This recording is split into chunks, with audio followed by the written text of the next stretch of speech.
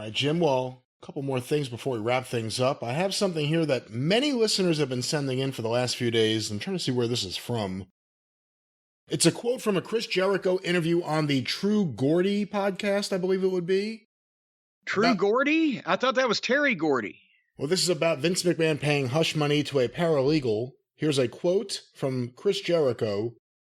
Give your thoughts afterwards. When you look at it, it's really not illegal.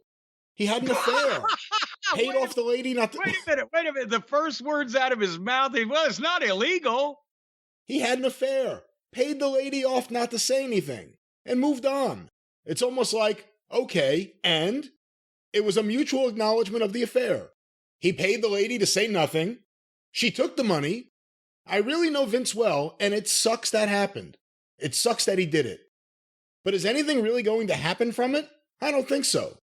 Is it morally right? Absolutely not. Is it illegal? No. Is it something that is going to get him into real trouble? I don't think so. He doesn't think so? That's how it ends? I don't think so. So what are your thoughts on Chris Jericho's opining on the Vince McMahon scandals? What was this, before or after they came out with another $9 million worth of NDAs and several, including members of the roster, the talent roster, that Vince was, well, he said it sucks, but I think in this case, the other talent was doing the sucking. So this was before or after that? Or do we know? I do not know. So basically, Chris Jericho, now we found out that he's a religious nut and also in favor of the overthrow of the government of the United States, but Vince can basically use the steno pool as his own private whore house. And, well, it is not morally right, but it's not illegal. Somebody may be wanting a Hall of Fame induction and or one last run and trying not to close that door. Because it better happen soon. There's only so much Botox in the world. I was about to say, well, but hey, have you seen Mickey Rourke lately? He's had something else done. He's looking good. He and Chris could form a team. I mean, again, I've said the same thing. I don't know how they're going to force Vince out. So I don't know how that bad outcome is going to happen because he's got the stock and everything stacked in his favor. But we can't say nothing's going to happen or this is not going to be a big deal or it's not going to affect anything. Chris is downplaying it because Chris still wants a place to go after Tony Khan has an Adderall-induced stroke or heart attack or whatever.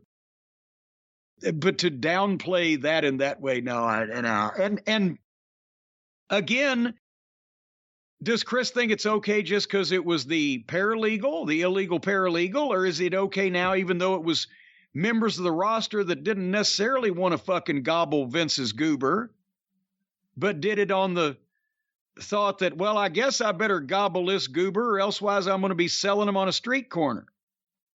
And regardless of who the roster member was that got the big payoff for doing things they weren't supposed to do or didn't want to do or whatever, still the point, I'm not saying that I've heard a few names bandied around. I will say that one of those ladies, I don't think will suck a dick, but will hold one in her mouth till the swelling goes down.